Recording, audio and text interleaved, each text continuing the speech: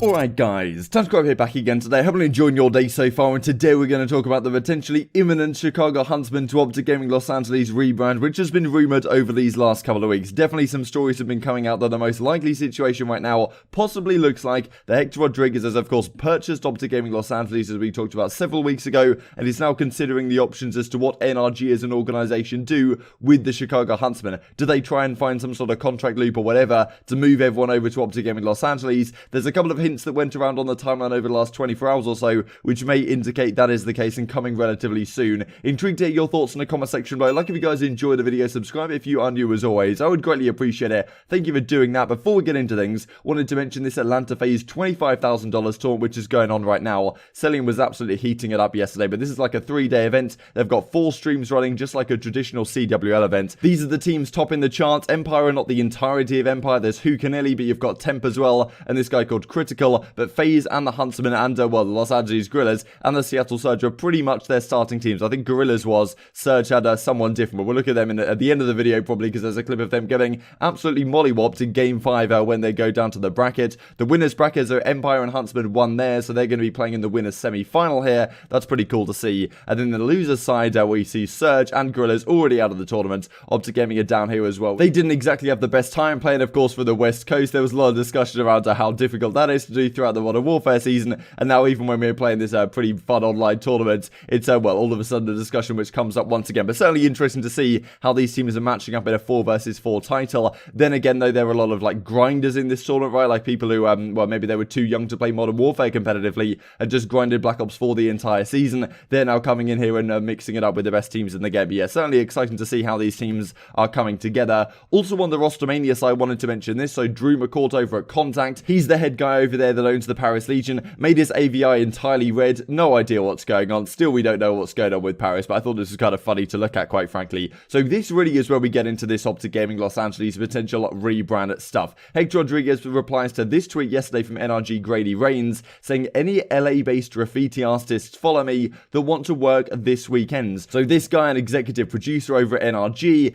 and well, certainly this lines up with some other things we've heard. A few weeks ago, Hector saying on, I think it was the Esports podcast, maybe with Crimsix or something, saying he's got a place down in Los Angeles, he's got a project he's working on out there. He was also hinting in Nadeshot stream a few days ago that, oh yeah, I'll see you in LA pretty soon, mate. And then you get this from, well, Garet Rehling saying that, yeah, any graffiti artists want to follow me, and Hector actually, I'm pretty sure Hector like really loves his graffiti and stuff like that, so maybe if they're looking to do some sort of rebrand, some sort of announcement, graffiti may be a significant part of that, right? And of course, the replies from Hector to this are the question marks, I need to think before I tweet, and you know, other people from it's getting in on the act as well, NRG, Reddit, really be your own employees, all this kind of stuff. So you know, definitely implying that something might be going on, but I kind of looked at this and thought, okay, maybe there's nothing happening here, and of course, you know, it would be crazy to me that everything had been set in stone this quickly, right? That there's so many question marks right now. I'm sure that the OpTic Gaming Los Angeles players, I mean, Kenny was just on the Bryce cast, very frustrated, quite frankly, as Slasher has been, with the fact that they can't do any roster moves, right? Like, they wanted to potentially get Temp in the team.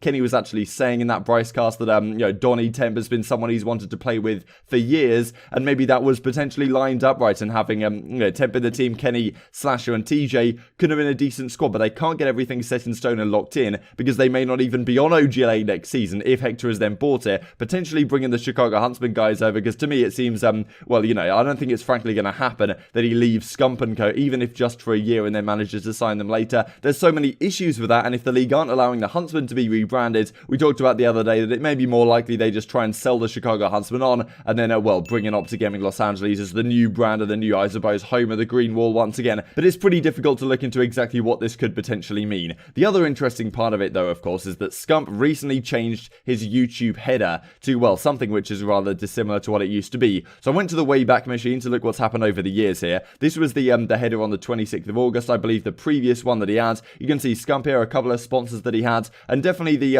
well, the branding and the colours in the background are very much Chicago Huntsman related, right? Like, this green is pretty much a Chicago green. You've got these greens over here as well, which are certainly Chicago greens as well. So, yeah, it looks like definitely Chicago branded. Then, though, we get to look at what he's most recently changed to, which is this one, which I just screenshotted this morning. So you can see over here, all the way on the left-hand side, you have these stars, if you guys can see them, which look like the stars on the Chicago Huntsman logo themselves. So, okay, you can still see them just about here. Got plenty of sponsors as well that the Chicago Huntsmen are sponsored by, but a lot of people are pointing out the fact that, well, the colours here on the right-hand side especially are very different to what they used used to be. And this is entirely in line with the OpTic Gaming color scheme. Now, it's possible that they just reached out on Huntsman and said, look, can you just change your header? We'll get you one designed so you can put all these new sponsors in here that we maybe didn't have earlier in the year when you had your previous YouTube header. But at the same time, definitely seems interesting to me that none of these colors, really apart from these, well, stars over the left-hand side, are related to the Chicago Huntsmen. And this is very clearly an OpTic green, quite frankly. And I suppose let's just compare this to the previous one that he had way back in March 2020. So this is quite interesting because it seemed like in March 2020, he actually hadn't updated it yet to the Chicago Huntsman stuff. We still had some of the old sponsors here. You can see the OpTic Gaming logo.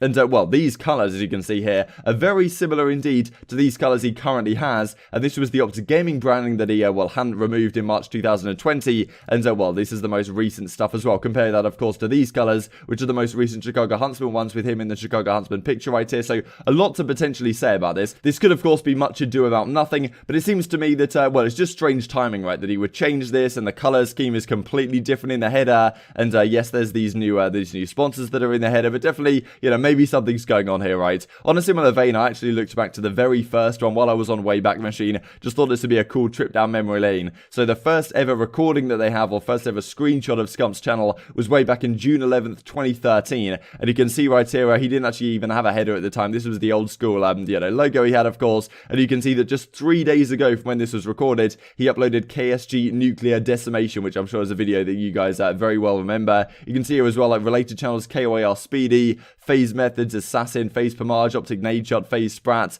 Definitely, well, it definitely takes me back, quite frankly, to it looking like this. Popular on YouTube, all this stuff on the left-hand side. So, yeah, pretty cool to see. Thought it was a cool trip down memory lane. So I'm very intrigued to hear your thoughts on this down in the comment section below. Just before we finish the video, I wanted to change tack somewhat, talk about this really interesting take from this guy over at Google Stadia. Not really exactly sure what Google Stadia is as a product. Seems to be some sort of like cloud gaming system where all you really need to have is an internet connection, and then you can play like whatever games without having to have them downloaded on your computer. That kind of idea. But yeah, this is just a really interesting take, I thought, especially given like what Among Us has done, let's say, over the last few months. Streamers worried about getting their content pulled because they used music they didn't pay for. So this recent DMCA stuff, you may have seen discussion around Twitch. No, they should be more worried by the fact they're streaming games they didn't pay for as well. The real truth is the streamers should be paying the developers and publishers of the games they stream. They should be buying a license like any real business and paying for the content they use. This is a remarkable take to me, quite frankly, saying that if you're streaming a game, you're actually, well, you're using somebody else's content on your stream, right? And your gameplay is actually the property of the developer of the game.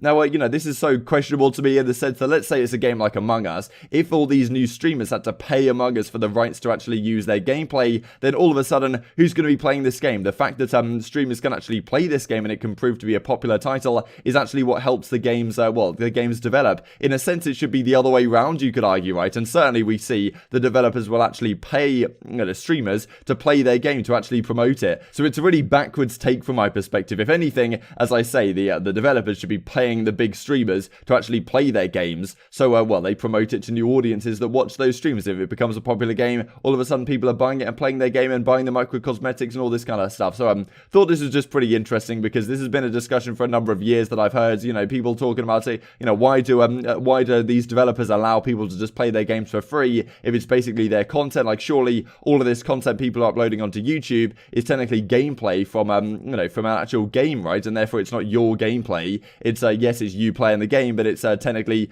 property of the developers or whatever. People have had this discussion for a while. I don't really think it stands up. And just to finish off with this clip from T-Tiny, absolutely smoking Seattle in the last round, or I think in the last map of their losers bracket match. Hope you guys enjoyed the video. If you did enjoy it, I'd greatly appreciate a like on the video. It really helps out the YouTube algorithm know you enjoyed this content. Other people like you may enjoy this content as well. I'd greatly appreciate it. It really helps out the channel. Take care. I'm intrigued to hear your thoughts in the comment section below. And I'll see you next time. Spawn, yeah. Gunjar's in our spawn. Gunjar's in our spawn. Oh shit, you have a nade, Ted. I got one just went to bomb. Oh, dude, one more. Oh, one more. Oh! You got this, Dev. Mission is full bar. You're right, behind me. There's no daddy.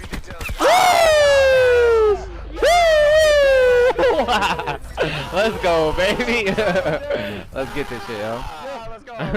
Yo, Devin, you're that. Devin is Superman, this guy, bro. Look at this. Yo, look at this shit. Wait, You ate this man's ow! Let's get it, brothers. Yo, I heard T right on. Oh shit. Oh, let's go. Yo, that boy Jeff. Oh. You have a nade, Ted. I got one just went to bomb. Oh, dude, one more. Oh, one more. Oh! You got this, Dev. Mission is football.